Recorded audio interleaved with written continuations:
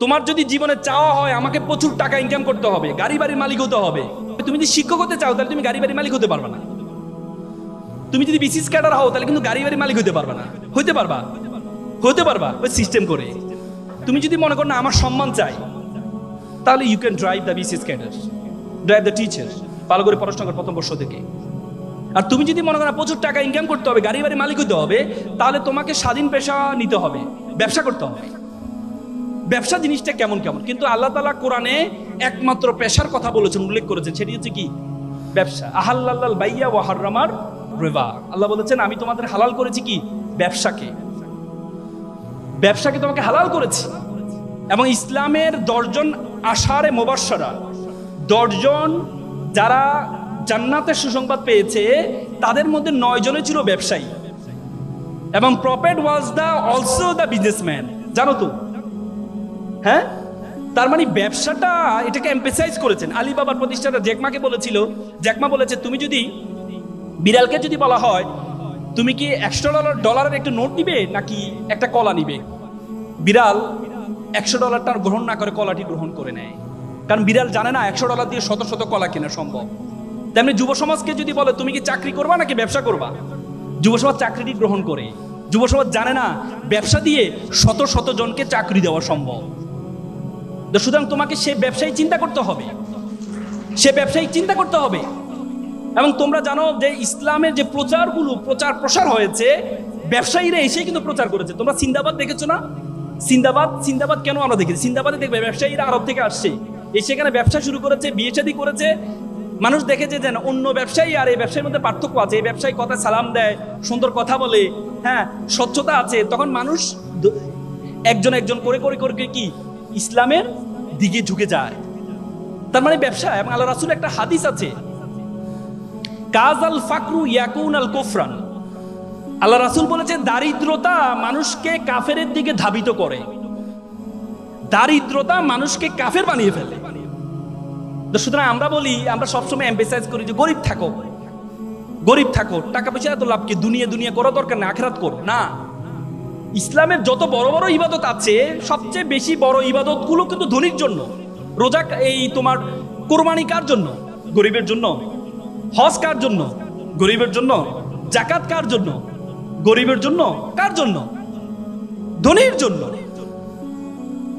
আল্লাহ তাআলা কোরআনে আকিমুস সালাত ও আতুজ যাকাত, যাকাত আদায় করতে বলছে, যাকাত প্রদান করতে বলছে, যাকাত খাইতে বলে নাই। আর আমরা ইসলামটাকে বানাই নিয়েছি যে এটা গরিবের ধর্ম। তোমরা জানো ব্রিটিশরা যখন আমাদের এই উপমহাদেশে আসছিল, তখন আমরা এই উপমহাদেশ ছিল পৃথিবীর সপ্তম ধনী দেশ ছিল যখন ব্রিটিশরা আসছে। আর যাওয়ার পথে আমাদেরকে সবচেয়ে ফকিরি দেশে পরিণত করে গিয়েছে। তারা কি করেছে? তারা আমাদের শিক্ষা ব্যবস্থাটাকে এমন ভাবে তৈরি করে দিয়েছে, আমাদের শিক্ষা ব্যবস্থায় আমাদেরকে শিক্ষা ব্যবস্থা পড়ানো হয় যে ছিঁড়া কাঁথায় শুয়ে লাখ টাকার স্বপ্ন কেন দেখো। তারা আমাদেরকে এই যে অ্যাপ্লিকেশনে শিখায়, কি শিখায় জানো? যে কেরানি পদে চাকরির জন্য আবেদন। কখনো দেখছো সিইও পদে চাকরির জন্য আবেদন তোমাদেরকে শিখাইতে? এমডি পদে আবেদনের চাকরি শিখাইতে? আমাদেরকে যে কেরানি পদে আবেদন। তার মানে ব্রিটিশরা আমাদের মাথায় ঢুকিয়ে দেয় তোরা ফকিরের জাতি, তোরা চিন্তা করবি কেরানি পর্যন্ত, একটা প্রধান হওয়ার জন্য চিন্তা করবি না। তা আমরা সেই মেন্টালিটি নিয়ে আছি। বড় স্বপ্ন দেখতে পারি না, এমডি হব সে স্বপ্ন দেখতে পারি না, বড় ব্যবসায়ী হব স্বপ্ন দেখতে পারি না, সে স্বপ্ন দেখতে পারি না। এই জন্য তুমি যদি আমি বিশ্ববিদ্যালয়তে বের হওয়ার পর আমার চিন্তা ছিল আমি চাকরি করব, সরকারি চাকরি করবো। এরপর বলবেন না, সরকারি চাকরি করলে তো আমি তো অসৎ হইতে পারবো না। আল্লাহর রহমতে আমি একটা স্বাধীন পেশায় আছি। আমি যখন ওকালা দিতে ঢুকি, প্রথম দিনে আমি স্যালারি পেয়েছিলাম 100 টাকা। একটা শুনানি করেছিলাম, জামিন করেছিলাম, সিনিয়র আমাকে 100 টাকা দিয়েছেন। এবং আমার বন্ধু যারা আছে তারা বিভিন্ন বাংলাদেশ ব্যাংক, বড় বড় ব্যাংক প্যানেল লয়ার হিসেবে ঢুকেছে, তাদের বেতন ছিল 70 থেকে 80,000 টাকা। কয়েকদিন আগে আমার একটা ফ্রেন্ড, আজকে 10 বছর ওকালতির পরে চেম্বার আসি, বললো বন্ধু আমি তো 80-90-1 লাখ টাকার মধ্যে সীমাবদ্ধ আছি, তুমি তো গাড়ি বাড়ি মালিক হয়ে গেছো, এখন বন্ধু চাকরি ভালো লাগে না, এই পেশা তোমার পেশা চলে আসবো, আইনজীবী পেশা আসবো। তাই বললাম বন্ধু তোমাকে তো আবার শুরু থেকে শুরু করতে হবে, বলছে না, শুরু থেকে শুরু করবো। সে আবার শুরু থেকে শুরু করেছে। তার মানে যদি আমি সেদিনের টাকার বড় স্বপ্ন দেখতাম না 70-80 হাজার টাকা আমার লাগবে, তাহলে আজকে এই অবস্থায় I have 12 juniors in my chamber, 12 জন জুনিয়র আছে আমার, সে সুযোগটা হতো না। এজন্য তোমাদেরকে চিন্তা করতে হবে যে তুমি কি চাও, তোমার মেন্টালিটি কি। সেটির জন্য চাওয়ার আগে প্রথমে তোমার সম্বন্ধে তোমাকে জানতে হবে। Who are you, who are you to go, তুমি কে, তোমার সম্বন্ধে। আমরা সবসময় বললাম না, ব্রিটিশরা আমাদের মাথায় ঢুকিয়ে দিয়েছে আমরা তো ছোট। দেখো, আগে আরবরা বড় বড় ব্যবসায় পরিচালনা হইতো, আর এখন মুসলমানরা একটা কনজিউমার জাতিতে পরিণত হয়েছে, ভোক্তা। ওরা বানায় আর আমরা ভোক্তা, অথচ আমরা হওয়ার কথা ছিল সবচেয়ে বড়। এই জন্য তোমাদেরকে প্রথমে তোমার সম্বন্ধে জানতে হবে। তোমার সম্বন্ধে তুমি কে, তুমি কতটুকু যেতে পারবা, তোমার সম্বন্ধে জানতে হবে। দেখো, 2006 সালে বাংলাদেশে একটা অপটিক্যাল ফাইবার স্টেশন করা হয়েছে কক্সবাজারে। সেটি তোমার পর্তুগাল হয়ে, স্পেন হয়ে, সিঙ্গাপুর, মালয়েশিয়া হয়ে, ফিলিপিন হয়ে আমাদের কক্সবাজার সাথে যুক্ত হয়েছে। সে অপটিক্যাল একটা তার, ফাইবার কেবল, পরবর্তীতে স্যাটেলাইট, এই কি বলে শেখ মুজিবুর রহমান যে এটা কি বলে হাইটেক পার্কের সাথে যুক্ত হয়েছে। সে তারটার দূরত্ব ছিল 17,500 কিলোমিটার। 17,500 কিলোমিটার একটা তার দিয়ে পুরো পৃথিবীটা আমাদের হাতের মুঠে চলে আসছে। আজকে আমরা এখানে কি করছি, আমেরিকা বসে দেখতে পাচ্ছি, আমেরিকাতে কি করছে আমরা এখান থেকে বসে দেখতে পাচ্ছি, মাত্র 17,000 কিলোমিটার একটা তার দিয়ে। বিজ্ঞান বলে আমাদের মাথার মধ্যে যে তার আছে, নার্ভ আছে, বলা হয় 2 কোটি নার্ভ আছে আমাদের মাথার মধ্যে।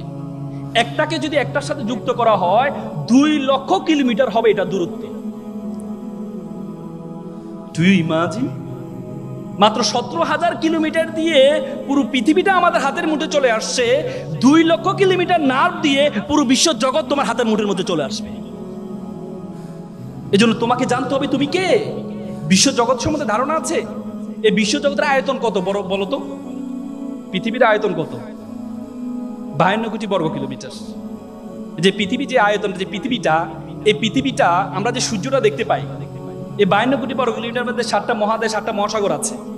এই 52 কোটি বর্গ কিলোমিটার পৃথিবীটাকে যদি সূর্যের মধ্যে ঢুকিয়ে দেওয়া হয়, তাহলে 13 লক্ষ পৃথিবী ঢুকিয়ে দেওয়া সম্ভব। কত লক্ষ? 13 লক্ষ। আর সূর্যটা কি? একটা নক্ষত্র। আল্লাহ বলেছে বিলিয়ন বিলিয়ন মিলিয়ন নক্ষত্র আছে। তার মানে এই বিশ্বজগৎ সম্বন্ধে তোমার ধারণা আছে? এই বিশ্বজগতে আল্লাহ তাআলা তোমাকে আমাকে কি বলেছে জানো? আল্লাহ বলেছে কুনতুম খায়রা উম্মাত উখরিজাত লিন-নাস তা'মুরুনা বিল মারুফ ওয়া তানহাউনা আনিল মুনকার। আল্লাহ বলেছে you are the noblest nation, you are the best nation. তুমি সেরা জাতি। এই বিশ্ব জগতে যা আছে আমি সবকিছু তোমার জন্য সৃষ্টি করেছি। আর তোমাকে সৃষ্টি করেছি ওয়ামা খালাকতুল জিন্না ওয়াল ইনসা ইল্লা লিয়াবুদুন। আর তোমাকে আমি সৃষ্টি করেছি শুধুমাত্র আমার ইবাদত করার জন্য, শুধুমাত্র আমার দাসত্ব করার জন্য। আর বিশ্ব জগতে যা আছে সবকিছু সৃষ্টি করেছি শুধু তোমার দাসত্ব করার জন্য, আর তুমি শুধু করবে আমার দাসত্ব। ধারণা আছে? তার মানে তুমি মনে করো, আমি মনে করো আমরা অযথা আল্লাহ তাআলা আমাদেরকে তৈরি করেছে, অযথা। আমরা বলি না আমরা কোনো কারণ ছাড়া। এই যে কিছুদিন আগে ঢাকা বিশ্ববিদ্যালয়ের ছেলে আত্মহত্যা করলো, সুইসাইড করলো। ঢাকা বিশ্ববিদ্যালয়ের সাবেক ছেলে এসপি, সেও আত্মহত্যা করেছে। মনে করো যে কেন? আল্লাহ তাআলা কি আমাকে অনর্থক সৃষ্টি করেছেন? আল্লাহ তাআলা কোন ওয়ামা খালাকনাস সামা ওয়াল আরদা ওয়ামা বাইনাহুমা বাতিলা। আমি আসমান এবং জমিনে যা কিছু সৃষ্টি করেছি কোনো কিছু অনর্থক সৃষ্টি করিনি। তোমাকে আল্লাহ তাআলা অনর্থক সৃষ্টি করেনি। তোমাকে এমন একটি কাজের জন্য আল্লাহ তাআলা সৃষ্টি করেছে, সেই কাজ পর্যন্ত তুমি যেতে পারো নাই বলেই তুমি মনে করো আল্লাহ তাআলা তোমাকে অনর্থক সৃষ্টি করেছে।